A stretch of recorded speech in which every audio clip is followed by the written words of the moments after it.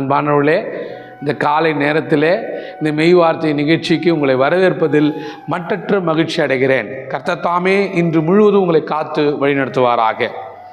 வேதாகமத்திலே யோபுவின் சரித்திர புஸ்தகம் என்று ஒன்று இருக்கிறது. இந்த யோபுவின் சரித்திர புஸ்தகத்திலே 42ஆம் அதிகாரம் 12ஆம் வசனத்தில் கர்த்தர் இப்படியாய் நமக்கு நம்பிக்கை தருகிற வசனத்தை வைத்திருக்கிறார். யோபுவின் சரித்திரத்தை நாம் படித்து பார்ப்போமேயானால் அநேக ஆசீர்வாதங்களை கொண்டிருந்த அந்த மனுஷன் ஒரே நாளிலே எல்லாவற்றையும் இழந்து போனவனாய், எல்லாவற்றையும் துறந்தவனாய் காணப்படுகிறார்.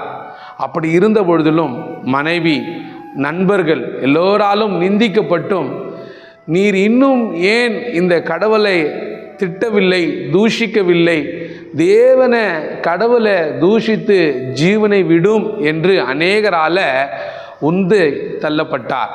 அநேகரால அவர் நிராகரிக்கப்பட்டிருந்த சூழ்நிலையில் இருந்தார். ஆனாலும் கர்த்தருடைய கரத்தில் இருக்கிற என்னுடைய காலத்தை நான் நினைவு கூறுகிறேன். கர்த்தர் கொடுத்தார், கர்த்தர் எடுத்தார், கர்த்தருக்கே ஸ்தோத்திரம் என்று சொல்லுகிற விசுவாச வார்த்தைகளை இந்த யோபுவின் சரித்திர புஸ்தகத்தில் நீங்கள் படித்து அறிந்து கொள்ளலாம். இந்த யோபு 42ஆம் அதிகாரம் தான் இந்த புஸ்தகத்தின் கடைசி அதிகாரம்.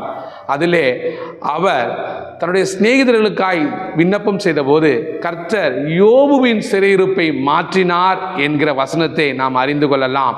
அப்படியே தான் யோபு 42ஆம் அதிகாரத்திலே 12ஆம் வசனம் தெளிவாய் நமக்கு கற்றுத்தருகிறது.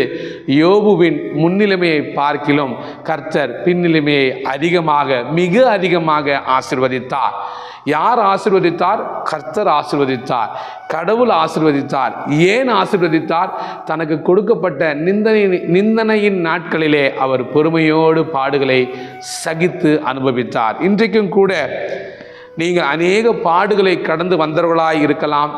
அநேக பாடுகளின் நாட்களிலே நீங்கள் உருவி இப்பொழுது நடந்து கொண்டு வந்திருக்கலாம்.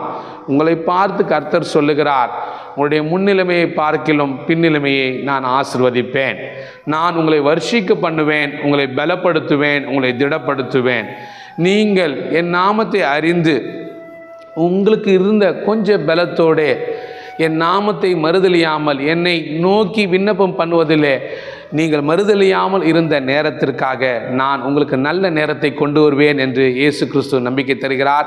இந்த வார்த்தைகளுக்காக நாம் கர்த்தரை நோக்கி ஜெபிப்போம். ஆண்டவரே, யோபுவின் சரித்திர காரியங்களை குறித்து நாங்கள் தியானிக்க கர்த்தர் இந்த காலை நேரத்தில் எங்களுக்கு கிருபைகளை தந்தீர்.